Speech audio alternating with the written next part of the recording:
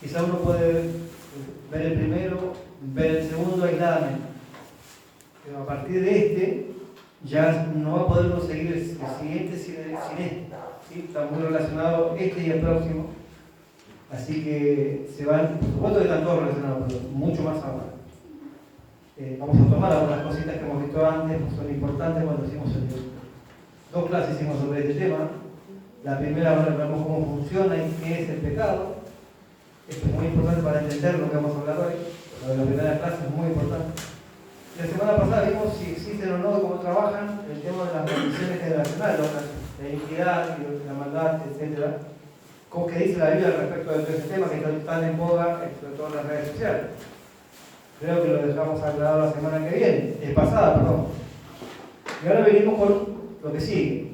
Un tema, no tuve tiempo, de hecho me olvidé yo de pasarlo limpio, así que tuve la última cuando llegué a casa, me puse rápido a pasarlo limpio, porque me había olvidado de pasarlo limpio. Así que no tuve tiempo de trabajarlo artísticamente.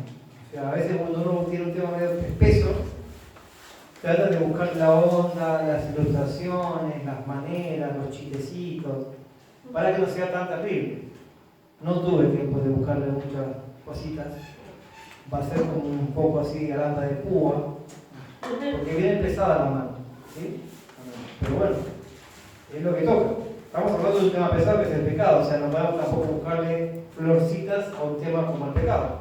Es un tema duro, fuerte, pero esta de hoy es peor que las anteriores, bastante peor. Y vamos a hablar si existen o no, de hecho si existen porque ya está en el título, tipos de pecado, ¿sí? Uno puede clasificar el pecado de muchas maneras.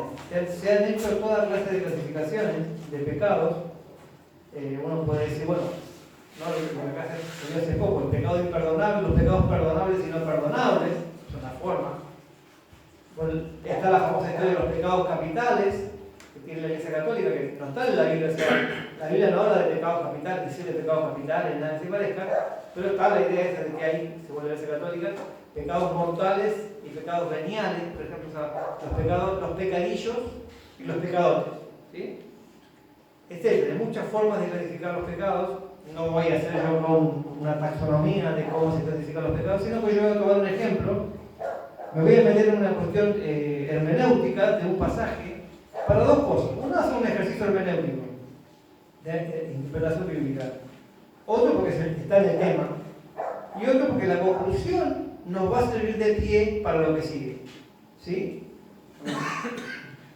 El pasaje que vamos a usar al principio, vamos a varios, pero vamos a basar primeramente todo en un pasaje medio difícil, medio complicado, que está en 1 Juan capítulo 5, versículos 16 y 17, que es bastante engorroso, ¿sí? Porque ¿cómo se clasifica? ¿Cómo son los pecados? ¿Qué tan graves son? Siempre, ahí la crítica, siempre se dice esto, ¿no? Los pecados son todos iguales, porque afectan a Dios, y Dios, al ser infinito, todo pecado es infinito. Y mucha gente se ha quejado de esta forma de explicarlo. De hecho, un famoso escritor decía, bueno, si yo le hago un pecado a una persona pequeña, es un pequeño pecado, porque como se lo hago a una persona pequeña, el pecado es pequeño. Porque si yo se lo hago a una persona infinita, el pecado es infinito. Si se lo hago a un pequeño, es pequeño. ¿Por qué es así? No, un pecado pequeño a una persona pequeña, por más petiza que sea, no es un pequeño pecado. Pero ¿por qué un pecado que se hace contra Dios es un pecado infinito? Porque sí, Dios es infinito, su santidad es infinita. Entonces uno tomara un metro, una cinta métrica, yo voy a tener una cinta métrica para medir a Dios. Pero no tenía caso de tan larga.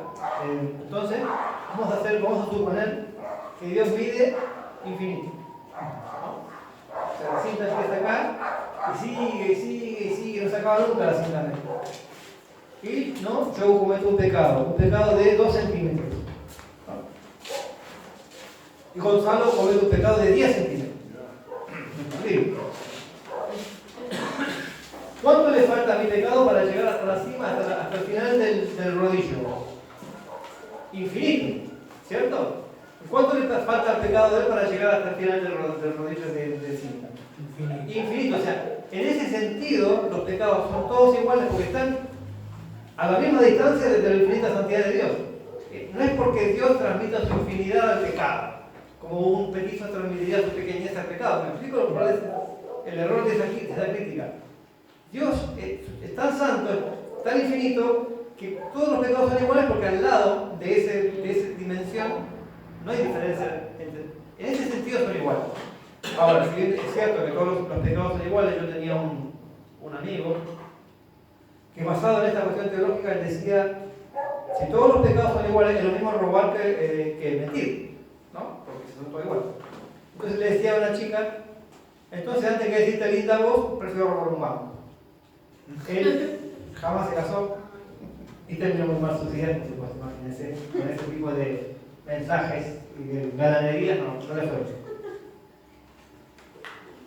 Ahora, si bien es cierto que es verdad, con este ejemplo que yo di recién, que lo mismo mentir que robar un banco, las consecuencias que tienen los pecados no son las mismas. ¿En qué difieren los pecados? En las consecuencias del pecado, ¿sí? Si yo miento, ¿va a tener consecuencias? Sí. Pero si yo robo un banco, lo más probable es que termine preso. O sea, va a tener consecuencias mucho más claras y duraderas, ¿sí? Y más visibles. Porque yo puedo decir un pecadillo, no sé. Le digo a mi vecina que es linda, ¿no? Un pecado, ¿sí? No tiene muchas consecuencias eso. Ahora, si yo voy y mato a una persona, por supuesto que va a tener consecuencias en esa familia que yo destruyo y en mi vida policial ¿no? de cárcel, etc. Todos los pecados tienen consecuencias y de parte de Dios también. Veíamos la semana pasada el tema de las maldiciones y cómo se activaba el juicio de Dios sobre mi vida. Ninguna cosa que me hagan, nadie va a tener ningún efecto, pero si yo peco, Dios mismo trae el juicio. ¿Sí? O sea que el pecado tiene consecuencias de juicios de Dios. En ese sentido, no todos los pecados tienen las mismas consecuencias y el mismo alcance. Estamos claros en eso. Ahora tomando esto como base, vamos a leer el pasaje de 1 Juan capítulo 5, versículos 16 y 17, que es un pasaje bastante polémico, porque es complicado de entender. Y dice, y si sabemos, perdón, 16, ¿no? 16. Si alguno viera a su hermano cometer pecado que no sea de muerte, pedirá y Dios le dará vida. Esto es para los que cometen pecado que no sea de muerte. Hay pecado de muerte por el cual yo digo que por el cual yo no digo que se pida. Toda injusticia es pecado, pero es pecado no de muerte. Acá este pasaje nos hace una clasificación de pecados de muerte y pecados no de muerte. ¿Sí? Eso vamos a usar como disparador. Pecados de muerte, pecados no de muerte. ¿Qué quiere decir esto? ¿No? ¿Qué tengo que hacer yo? Porque el tema acá central de este tema no solamente es el pecado, sino la oración. Él dice, si uno ve a su hermano cometer un pecado de muerte, no ore por él, dice Juan. No, yo digo que no hay que orar por él. Pero si usted ve que es un pecado no de muerte, entonces sí. Pero tengo que tener muy claro a qué se refiere para poder yo saber cómo tengo que orar por mi hermano. ¿Sí? ¿Y quién es mi hermano? ¿Y quién es el que comete ese pecado? ¿Y cuáles son los pecados de muerte? Etcétera. Entonces vamos a empezar a ver lo polémico y hacer un ejercicio hermenéutico. ¿Sí? Uno podría empezar preguntándose, ¿no? ¿Qué quiere decir Juan con pecado de muerte no de muerte? ¿Quién es el hermano que comete este pecado no de muerte? Puede ser un creyente o puede ser un incrédulo. ¿Sí? ¿Quién comete el pecado de muerte? Puede ser creyente, puede ser incrédulo, puede ser apóstatas, puede ser incrédulos y apóstatas. O sea, hay muchas opciones de leer este pasaje. ¿Sí? Cuando digo apóstatas son personas que estuvieron en la fe, pero renegaron de todo, se rebelaron contra Dios y no quieren saber nada con Dios hoy en día. A eso nos referimos cuando decimos apóstatas. ¿Sí? ¿A qué vida se refiere? ¿No? Porque si hay muerte, hay un pecado de muerte y un pecado que no es de muerte, o sea, de vida. ¿A qué vida se refiere? ¿A la vida física? ¿A la vida eterna? O sea, ¿a la salvación presente? ¿O a la vida eterna futura? ¿Y a qué muerte se refiere especialmente? ¿A la física o a la eterna? O sea, vamos a decirlo claramente para que se entienda. Cuando dice esto, si fulano comete un pecado de muerte, ¿significa que se va a morir literalmente su cuerpo por ese pecado? ¿O significa que espiritualmente o eternamente, se va a morir espiritualmente hoy, se va a morir en el infierno el día que se muera. ¿Qué quiere decir? ¿Sí? ¿A qué vida se refiere? Bueno, esto ya lo dijimos.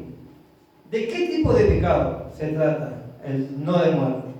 Involuntario, pecado menor, o sea, es lo que los católicos llaman pecados veniales, o sea, es un pecadillo, ¿no? O cualquier pecado. ¿Cuáles son los pecados no de muerte?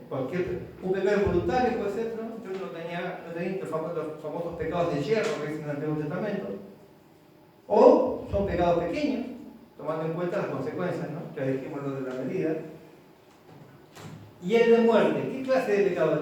Alguien que busque, por favor, Números 15:30, que dice...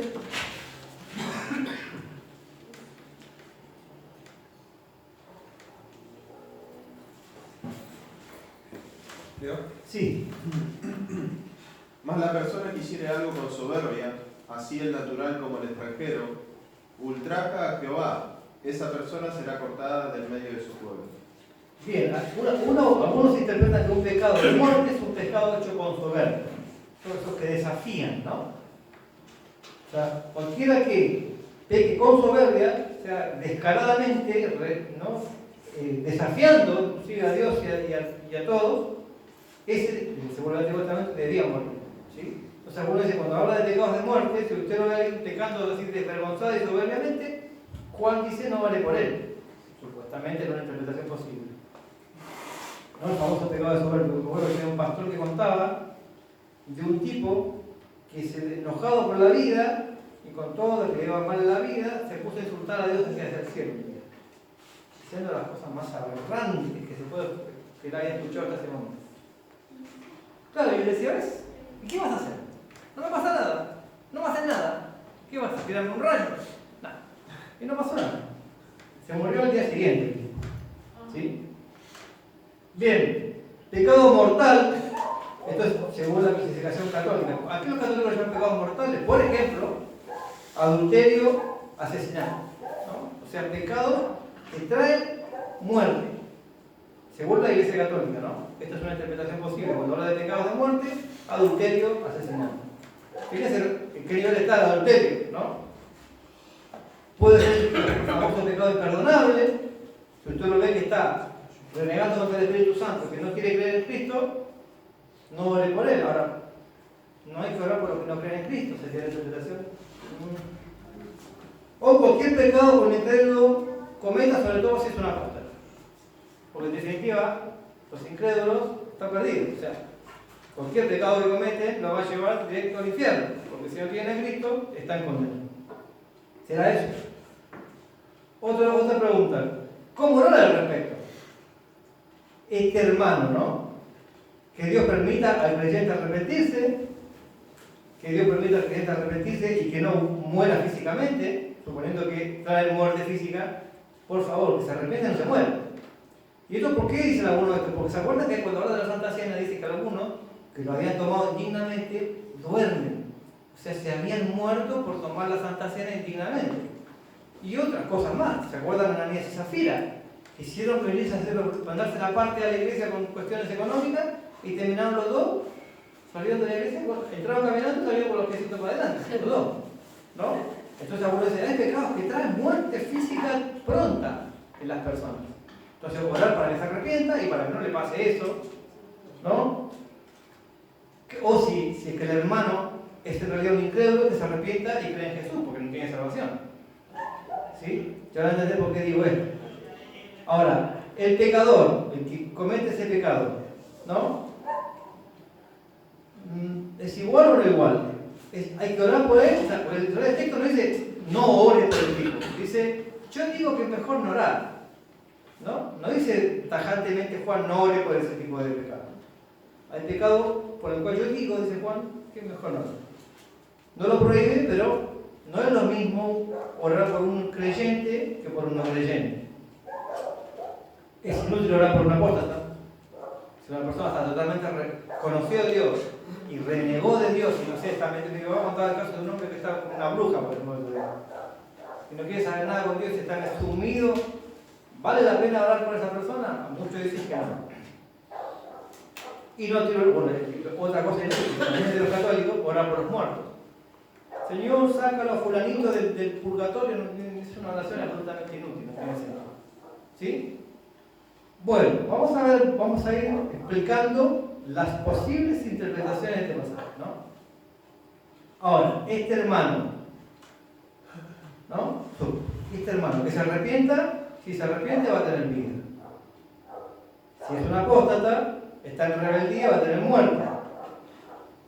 Fíjense que Juan aclara en el mismo libro, en el capítulo 2, versículo 19, dice: porque estos salieron de nosotros, pero salieron porque no eran de nosotros, para que se manifiesten que no eran de nosotros. O sea, evidentemente la apostasía está rondando en el libro de Juan.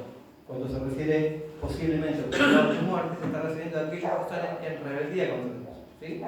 Quizás Juan está diciendo: no oren por esa clase de gente. ¿No? El hermano, es una interpretación posible, ¿no? El hermano se arrepiente, tiene vida. Si es un apóstata, está en rebeldía y tiene muerte. No ore por él. Otra posible interpretación del pasaje es: el hermano no es cristiano. O sea, hermano en el sentido como nosotros decimos: hermano, ¿cómo te va? ¿No? El hermano va a decir ahora en ese sentido, general, no hermano de la iglesia. El hermano no es cristiano, si comete un pecado grave, ¿no? Está condenado, pero si se arrepiente, conoce a Cristo, se salva, ¿no? Otro podría decir: sí, pero todos los pecados son mortales. Romanos 6:23 dice que por cuanto todos pecados están destituidos de la gloria de Dios. O sea, todos los pecados nos alejan de Dios. Y estando lejos de Dios, estamos condenados.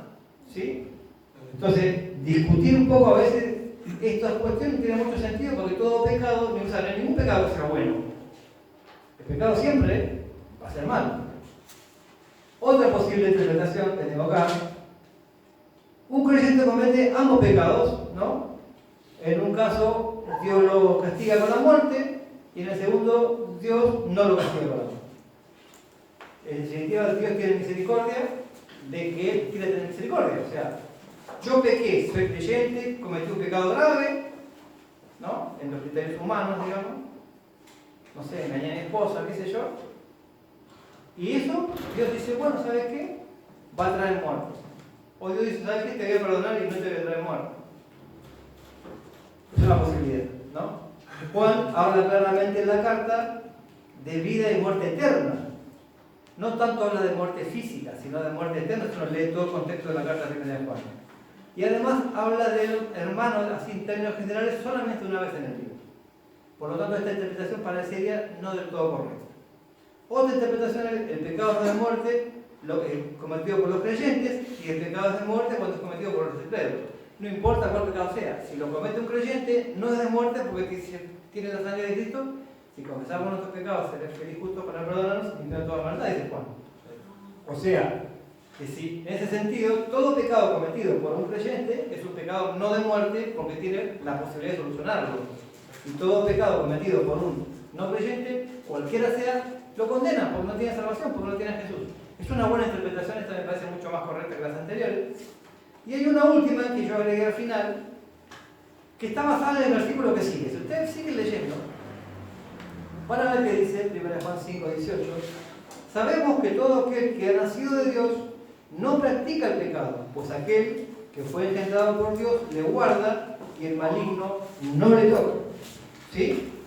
Aparentemente, el sentido del texto va orientado un poco al tema de la práctica, ¿no? Asiduamente de un pecado. ¿Sí?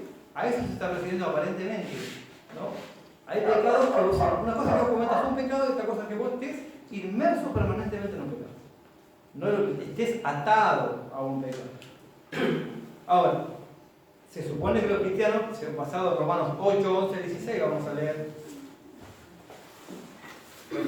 Romanos 8, 11, 16, ¿qué dice? A ver.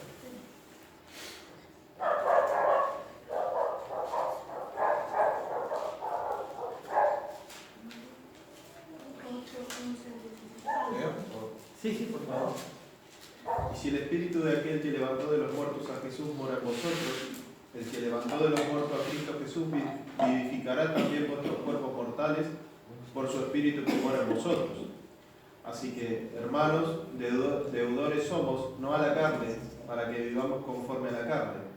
Porque si vivimos conforme a la carne, moriréis. Mas si por el Espíritu hacéis morir las obras de la carne, viviréis. Porque todos los que son guiados por el Espíritu de Dios, estos son hijos de Dios. Pues no habéis recibido el espíritu de esclavitud para estar otra vez en temor, sino que habéis recibido el espíritu de adopción, por el cual clamamos Abba Padre. El Espíritu mismo da testimonio a nuestro espíritu de que somos hijos de Dios. Bien, ahí nomás. Bien, ahora, según este pasaje, los que son creyentes son guiados por el Espíritu Santo, hacen morir los deseos de la carne, ¿no? Vencen, tienen una relación cercana con Dios, ¿sí? Y el Espíritu mismo le da testimonio de que son hijos de Dios. O sea que, según este y el otro pasaje, un verdadero creyente no podría estar esclavizado a un pecado. Esto es recontra discutible. Muchas personas toman esto y dicen, ven, si usted está esclavizado a un pecado, entonces no tiene salvación. Otros dicen, no, yo soy hijo de Dios, puedo ser un cristiano que está en un momento bajo o que soy un cristiano inclusive carnal, pero eso no significa que yo esté perdido. Significa que yo tengo serios problemas en mi vida espiritual, por supuesto. Es una polémica también, que no voy a entrar todavía en este asunto. Pero está claro que los creyentes tienen la esperanza de, si se arrepienten, de perdón en Dios, pero si es un verdadero creyente lleno del Espíritu Santo, no va a vivir practicando un pecado. No va a vivir esclavizado. Si usted tiene un problema con un pecado particular que se repite continuamente en su vida, cualquiera sea, hay un problema de relación con el Espíritu Santo. El Espíritu Santo no está teniendo control sobre mi vida, pues por si por el Espíritu Santo hacéis morir las obras de la carne, entonces viviréis. Otra vez la vida y la muerte. Otra vez podríamos discutir a qué vida y a qué muerte se refiere. No vamos a entrar en eso acá ahora. ¿Sí? Ahora, bien, ¿a qué nos lleva todo esto? A dos cosas. Que hay pecados que traen muerte. Física, espiritual y eterna. Que traen muerte a las personas que las practican. Que traen muerte a aquellos que los rodean, ¿no? Y que traen ataduras a la vida. No todos los pecados son iguales, como decíamos al principio. Hay pecados que traen consecuencias mucho más serias que otros. No son todos iguales. No pesan todo lo mismo, aunque en la medida de Dios sí lo son. Dios puede perdonar cualquier pecado, sí, siempre y cuando uno se disponga a arrepentirse, a buscar a Dios y a creer en Él. O sea, como famosa, hay muchas interpretaciones, pero la más tradicional del pecado imperdonable es que si usted resiste el Espíritu Santo, no cree en Jesús para la salvación, no tiene Salvador, no tiene forma ninguna de que ese pecado se limpie. Entonces va a vivir y va a morir con ese pecado y no se va a salvar nunca. ¿Sí? Ahora, hay pecados especiales. Y yo voy a hablar especialmente de uno. Voy a hablar de muy poco. Yo le dije la vez pasada, no vamos a hacer una lista uno por uno como venimos haciendo los martes, sino que vamos a pasar, pero hay algunos muy especiales que vamos a darle un poco más despacio. ¿Por qué? Por el peso y las consecuencias que tienen y por lo que Dios dice al respecto de estos pecados. ¿Sí? Porque traen ataduras a la vida y a las familias y a la iglesia misma. Y uno de estos son los famosos pecados de la carne. Todos son de la carne, ¿no? Porque el fruto de la carne es, ¿no? Todo pleito, ira, todos son de la carne, sí. Pero vamos a hablar de los frutos de los pecados sexuales. No me diga la palabra, ¿cómo se pone un pip cuando yo digo esto? ¿No? Los pecados especiales, como llaman así, ¿no? Porque si le pongo graves, más graves, correctamente no es, pero son especiales, son diferentes. Y vamos a ver una serie de ejemplos bíblicos. ¿Por qué son especiales? ¿Por qué? Porque a mí se me ocurrió decirle no. Bíblicamente hablando, hay cosas que la Biblia dice respecto a esta clase de pecados que no lo dice respecto a otra clase de pecados. ¿Sí? Así que vamos a hacer un ejercicio de búsqueda. Varios van a buscar pasajes para hacer más rápido. 1 Corintios 6, 16. El que habla ese no lo cierre. Se queda ahí. 1 Corintios 6, 16. Otro, 1 Tesalonicenses 4, 13. Otro, 1 Corintios 7, 8 y 9. Otro, Romanos 13, 13. Otro, 2 Corintios 11, 2. Bueno, el de Efesios, voy a leer yo porque es largo, Efesios 5. Otro, Apocalipsis 19, 7. Y otro que deje abierto también ahí varios versículos de Jeremías capítulo 3, desde el versículo 1 en adelante. ¿Sí? Vamos a ver por qué razón digo yo y muchas otras personas, no solamente soy soy yo, que estos pecados son especiales, no son como otros pecados. Particularmente tienen una gravedad superior en muchos sentidos. ¿Qué dice 1 Corintios 6, 16?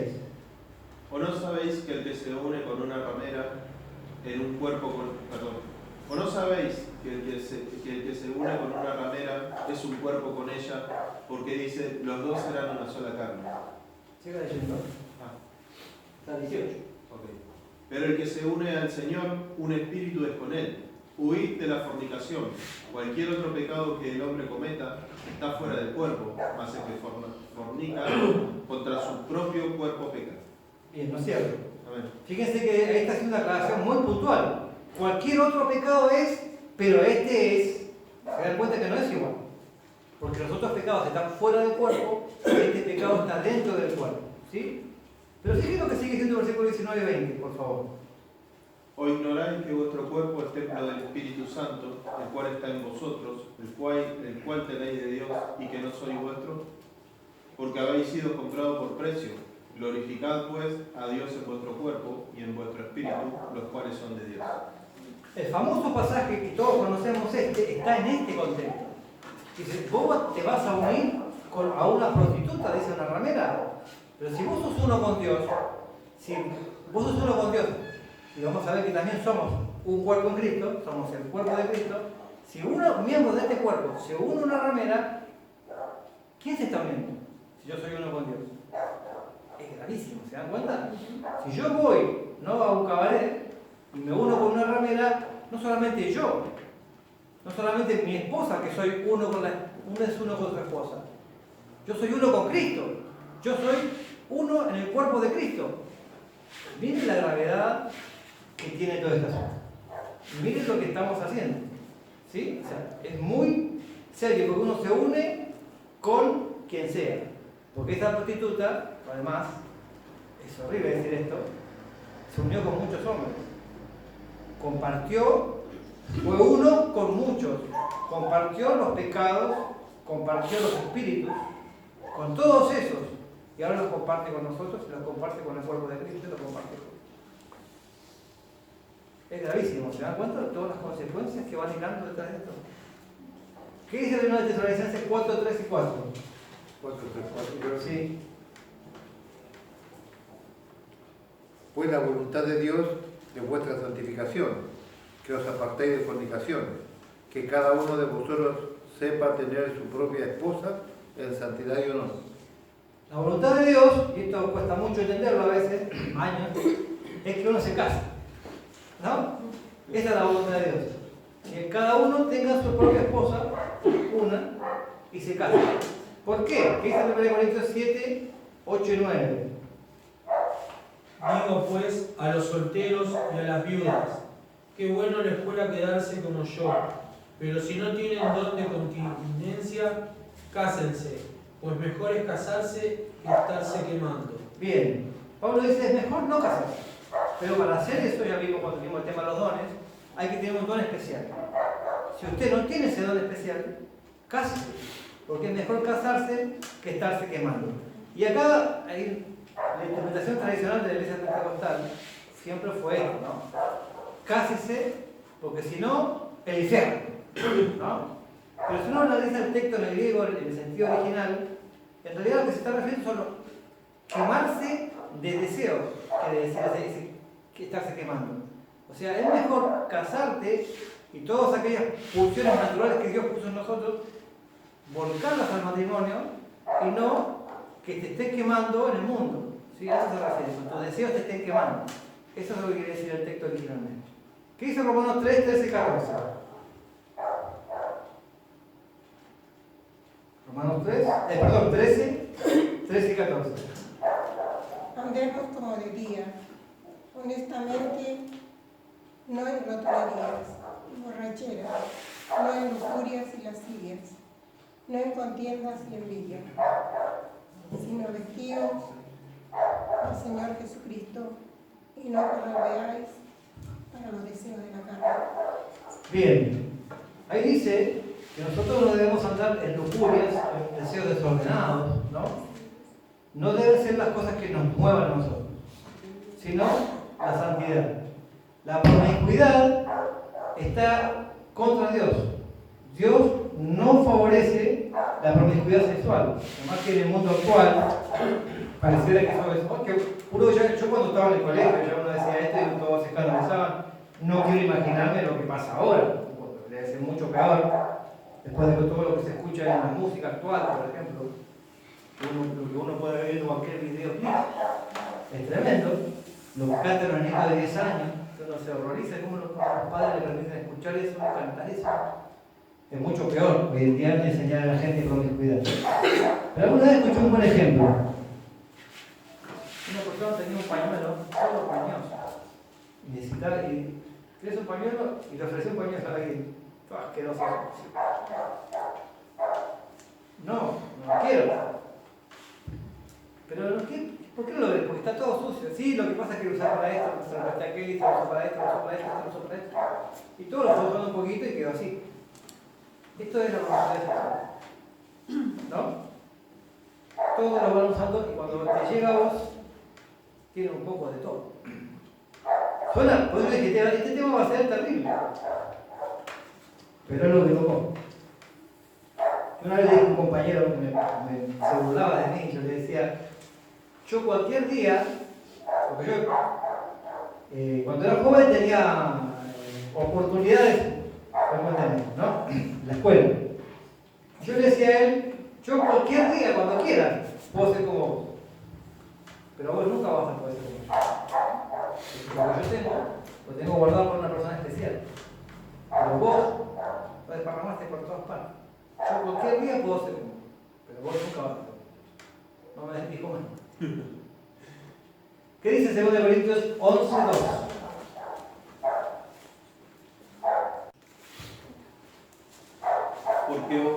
Porque os celo con celo de Dios, pues os he desposado con un solo esposo, para presentaros como una virgen pura a Cristo. Fíjense, nosotros estamos casados, todos, los solteros y los casados estamos casados con Cristo. La iglesia es la esposa, la prometida, ¿no?, del esposo que es el Cordero, que es Cristo Jesús, y estamos esperando para casarnos con él. Y tenemos que guardarlo para el esposo. El esposo es una... Y vamos a ver, yo voy a leer algo y van a ver que esto estuvo siempre en la Biblia. Si ustedes leen Efesios 5:21, ahí hay un misterio, siempre digo lo mismo. Someteos unos a otros en el temor de Dios, Efesios 5:21. Las casadas estén sujetas a sus propios maridos, como al Señor, porque el marido es cabeza de la mujer, así como Cristo es cabeza de la iglesia, la cual es su cuerpo y Él es su Salvador. Así como la iglesia está sujeta a Cristo, así también la casada lo estén a sus maridos en todo. Maridos, amad a vuestras mujeres, así como Cristo amó a la iglesia y se entregó a sí mismo por ella, para santificarla, habiéndola purificado en el lavamiento del agua por la palabra, a fin de presentársela a sí mismo una iglesia gloriosa, que no tuviese mancha, ni arruga, ni cosa semejante, sino que fuese santa y sin mancha. Así también los maridos deben amar a sus mujeres como a sus mismos cuerpos. El que ama a su mujer, a sí mismo se ama, porque nadie aborreció jamás su propia carne, sino que la sustenta y la cuida, como también Cristo a la iglesia, porque somos miembros de su cuerpo, de su carne y de sus huesos. Por esto dejará el hombre a su padre y a su madre, se unirá a su mujer, y los dos serán una sola carne. Grande es este misterio, mas yo digo esto respecto de Cristo y de la iglesia. Por lo demás, cada uno de vosotros ame también a su mujer como a sí mismo, y la mujer respete a su marido. Este es un pasaje que da para mucho, pero yo estoy enfocando desde el punto de vista de Dios. Siempre se dice, o se enseña mal, que claro, la iglesia y Cristo es como un matrimonio. ¿No? Toman como ejemplo el matrimonio nuestro para que nosotros entendamos la relación de Cristo y la iglesia. No, es al revés. La relación real es Cristo y la iglesia. El matrimonio es un reflejo de esa relación. El modelo real es Cristo y la iglesia. Los demás tomamos como modelo esto. Y debemos tomar como modelo a Cristo. Siempre decimos, ¿no? La mujer, ¿no? Somos la cabeza de la mujer que debe estar ahí, haciendo caso a lo que decimos, ¿no? Pero dice acá que nosotros tenemos que estar dispuestos a entregar nuestra vida para esas cosas. Y dice acá que nosotros tenemos que estar dispuestos a sustentarla con nuestra propia carne, es como si fuera parte de nuestro propio cuerpo, es como si nos fuera nosotros mismos. ¿Sí? Por eso en principio empiezan a ser sometidos unos a otros en el temor de Dios. O sea, uno va en la relación de matrimonial, si uno quiere siempre ganar, lo que ahora no sabemos muy bien, no lo vamos a lograr. ¿No? Nunca vamos a lograr ganarle todas las discusiones y las diferencias a las mujeres, porque son expertas en eso. No se puede. Pero es una especie de negociación. Uno cede en unas cosas, otros, ¿no? Y otros ceden en otras y se van negociando las cosas, se van cediendo cosas. ¿Sí? Porque si no, no funciona. ¿No? Ninguno de los dos va a ser una constante guerra por imponer la voluntad uno sobre el otro. Y eso no es lo que dice acá. ¿Sí? Entonces, lo importante de este pasaje en particular es este último versículo. Grande es este misterio. Mas yo digo esto respecto de Cristo y de la Iglesia. Esto es un misterio eterno. Esto fue planeado antes de la fundación del mundo. Estaban los planes de Dios desde antes de que existiera el planeta Tierra, desde antes de que existiera el universo, ya estaba este plan. Este es el plan de Dios. Él es el esposo, nosotros somos su esposa. ¿Sí? Bien, Apocalipsis 19:7, ¿qué dice? Gocémonos y alabémonos y démosle gloria, porque han llegado las bodas del Cordero y su esposa se ha preparado. Bien, podríamos, ¿no?, los músicos cantar una linda canción, hacemos música hebrea y todo lo que ustedes. Pero yo le voy a mostrar dos cosas. Primero, que ya en el Antiguo Testamento, o sea, esto no es una relación que Dios inventó solamente para la iglesia. Dios tenía ya una actitud de esposo en el Antiguo Testamento. Primera cosa. Segunda cosa, que no podía ser todo tan lindo como lo que vimos recién, la relación del esposo y la esposa, el matrimonio futuro y la esposa preparada de mancha y arruga. Eso es lo que vemos. Pero hay una versión negra de este asunto, ¿no?, que está en Jeremías capítulo 3, que yo voy a leer porque son varios versículos, que dice lo siguiente. Es muy dura, Dicen, si alguno dejara a su mujer y yéndose esta de él se juntara a otro hombre, ¿volverá ella más? ¿No será tal tierra del todo mancillada? Tú pues has fornicado con muchos amigos, mas vuélvete a mí, dice Jehová. Así empieza. Imagínense que una mujer abandona y se va con muchos hombres. Ningún hombre, dice Dios, ninguna persona la aceptaría de vuelta. Después que se fue con todo el mundo, ¿volverá? No. Sin embargo, vuelven a mí, dice el Señor. O sea, Dios sabe de todas nuestras rebeldías y nuestras... ¿Por qué esto es importante? Porque pone al adulterio a nivel de la idolatría. Adulterio e idolatría están en los cánones de Dios, son sinónimos. ¿No? Alza tus ojos a las alturas y ve en qué lugar no te has prostituido. Junto a los caminos te sentabas para ellos como árabe en el desierto. Con tus fornicaciones y con tu maldad has contaminado la tierra. Por esta causa las aguas han sido detenidas y faltó la lluvia tardía y has tenido frente de ramera y no quisiste tener vergüenza. A lo menos desde ahora, ¿no me llamarás a mí Padre mío, guiador de mi juventud? ¿Guardarás su enojo para siempre? ¿Eternamente lo guardará? He aquí que has hablado y hecho cuantas maldades pudiste. Me dijo Jehová en días del rey Josías, ¿has visto lo que ha hecho la rebelde Israel? Ella se va sobre todo monte alto y debajo de todo árbol frondoso y allí fornica. Y dije, después de hacer todo esto, se volverá a mí, pero no se volvió. Y lo vio su hermana la rebelde Judá. Ella vio que por haber fornicado a la rebelde Israel, yo la había despedido y dado carta de repudio. O sea, Dios se había divorciado de Israel. Pero no tuvo temor la rebelde Judá, su hermana, sino que también fue ella y fornicó. Y sucedió que por juzgar ella cosas livianas su fornicación, la tierra fue contaminada y adulteró con la piedra y con el leño. Fíjate que cada uno de estos pecados trae consecuencias de gracia sobre la tierra, ¿no?, de gracia sobre la nación. Con todo esto, su hermana la rebelde Judá no se volvió a mí de todo corazón, sino fingidamente, dice Jehová. Y me dijo Jehová, ha resultado justa la rebelde Israel en comparación con la leal Judá. Ve y clama estas palabras hacia el norte y di, vuélvete, oh rebelde Israel, dice Jehová, no haré caer mira sobre ti, porque misericordioso soy yo, dice Jehová, no guardaré para siempre el enojo. Reconoce pues tu maldad porque contra Jehová tu Dios has prevaricado y fornicaste con los extraños debajo de todo lo frondoso, y no oíste mi voz, dice Jehová. Convertidos hijos rebeldes, dice Jehová, porque yo soy vuestro esposo, y os tomaré uno de cada ciudad y dos de cada familia, y os introduciré en Sión. Fíjese que después de todo lo que había pasado, dice, te acostaste con todo el mundo, debajo de todo árbol que encontraste. Dice, sin embargo, yo estoy llamándote, te ofrezco restauración y perdón si vos te volvés a meter con él. No fingidamente como había hecho Judá, de verdad. O sea que esto es una cuestión gravísima, pero que no es el pecado de muerte que habíamos en 1 Juan, porque tiene remedio, pero tenés que arrepentir.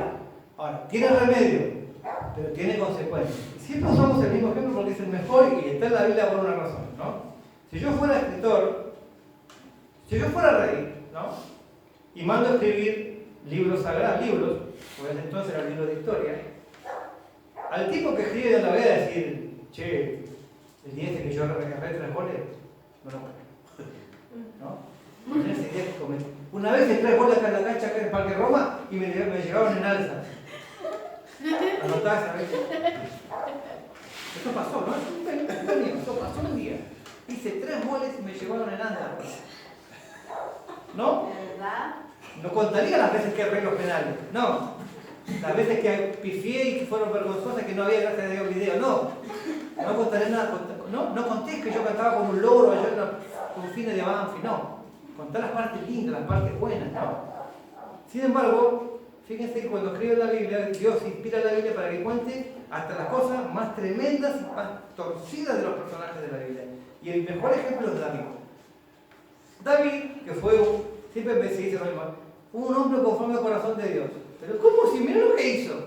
Si ustedes estudian la vida de David, van a ver que a partir del momento famoso de su pecado, la vida de David empieza así, cuesta abajo en la rama. Nunca su vida fue igual después de eso. De hecho, escribió muy poco después de eso. Sobre todo son los salmos de arrepentimiento, de congoja, de melancolía. Lo mejor de David, tanto en su escritura, tanto en sus hechos, como en sus hazañas tanto militares, como en todo lo que hizo en organizar el futuro templo, la adoración, todos los cantores, todo lo que hizo David, lo grande de David lo hizo antes de su pecado. Después de su pecado fue muy poco lo que David tuvo de bueno. De hecho cometió más errores, porque después hizo un censo, se vino una plaga, metió la pata una y otra vez, después de ese gran pecado. ¿Cuál fue su pecado? Adulterio. Él era un hombre que tenía y le habían dicho, el rey de Israel no debe tener muchas esposas, tenía varias esposas igual. El rey de Israel no debe casarse con mujeres extranjeras, tenía mujeres extranjeras igual, ¿no? Etcétera. Sin embargo, se fijó en la vecina, porque no tenía mi vecina, tenía una vecina que estaba mejor, y se aprovechó de su poder, porque siempre decía, ay, pero esa mujer desvergonzada que se bañaba sin ropa, todo lo que usted quiera, pero el que tenía la responsabilidad era él, ¿no? Ay, esas mujeres me provocaron, no puedo resistir. Mentira, es falso eso. Vos podés, porque como le digo a mi compañero de trabajo, no somos perritos, guiados no por los instintos, no, somos seres humanos que yo decido lo que hago y decido lo que no hago. Entonces él decidió, él estaba en el lugar equivocado, en el momento equivocado y seguramente muy bajo espiritualmente. ¿Qué hizo? Metió la pata hasta acá, ¿no? ¿Lo perdonó Dios? ¿Lo perdonó o no? Dios lo perdonó, de hecho se lo dice expresamente. Tu pecado ha sido perdonado después de que se humilló, después que se arrepintió, después que ayunó, etc. ¿No? Quedó. Pero Dios lo perdonó. ¿Pero qué pasó? ¿Tuvo consecuencias el pecado? ¿Fueron igual que los pecados? Fueron muchos más. Nunca se apartará tu espada, mi espada de tu casa. Nunca se apartará mi espada de tu casa. Fue una de las cosas que le dijeron, ¿no? Él se le murió. El hijo recién nacido de él. Se le murió a Absalón. Se le murió al otro, ¿cómo se llamaba? Amnón. Se le murió Adonías después. ¿Sí? Y se murió y violaron a su hija además. O sea, todo eso le vino como consecuencia de esto. Y Dios le dijo, todo lo que vos hiciste en secreto va a ser puesto en público. ¿Qué hizo su hijo? En el tejado donde él estuvo viendo a la vecina, en ese mismo lugar, agarró, puso a Absalón una carpa, agarró todas las concubinas del rey, que era gravísimo acostarse con la mujer de tu padre, era un pecado gravísimo, y se puso ahí delante de todo Israel. Todos sabían lo que estaba pasando en esa carta. Y todos lo vieron. Todo eso pasó, lo echaron, perdió su trono, se fue, lo apedrearon, lo maldijeron, le pasaron, perdió toda su familia, o buena parte de su familia, todo su prestigio, toda la bonanza económica, todo su poderío militar, todo se le vino abajo como consecuencia de una tarde de placer. Ni siquiera se fue una tarde, un momento, no sé cuánto va a durar. Se le vino todo abajo. El pecado fue perdonado. Las consecuencias de los pecados, por eso no son pecados cualquiera. Las consecuencias de esta clase de pecados son enormemente grandes. Y yo le puse estos versículos para que entendamos por qué son tan grandes. ¿Por qué son tan pesados? Porque estamos nosotros que somos uno con Cristo, que somos uno con nuestra esposa y que somos parte de un cuerpo, nos unimos con toda la mugre de afuera. Por eso es tan grande. Y Dios le dice, mirá lo que hiciste, te revocaste con todo el mundo. Eso es lo que, aunque vos te vayas con una, te estás revocando con todo el mundo. ¿Sí? Y Dios dice, es grave lo que hiciste, pero yo estoy acá dispuesto a perdonarte. Eso sí, ni arrepentido, no fingido. Ahora, vos te arrepentís y Dios te va a perdonar. Pero las consecuencias del pecado, nos enseña la vida de David, no serán quitadas. ¿Sí? De este tema seguiremos hablando la semana que viene. Por tanto, hay una serie de consejos muy buenos que voy a dar y hay una serie de consecuencias muy terribles también. ¿Sí? Pero bueno, es un tema que yo me quise detener porque realmente pasa mucho. Pasa todo el tiempo. No sé, yo trabajo en una fábrica. No sé si porque la gente que vive ahí, que trabaja ahí, es muy así, o todo el mundo es muy así. Pero las cosas que la gente hace y las cosas que ellos podrían hacer si pudieran, si tuvieran chance. A veces yo digo, esta gente, el otro día un compañero estaba re enfermo. Y digo, ¿por qué no te vas a tu casa? No, prefiero aguantarme acá que estar con la vieja en casa. ¡Qué mierda de mierda! Por el amor del cielo. Sí, bueno, vamos a cerrarlo porque ya está. Bueno, el Señor le bendiga.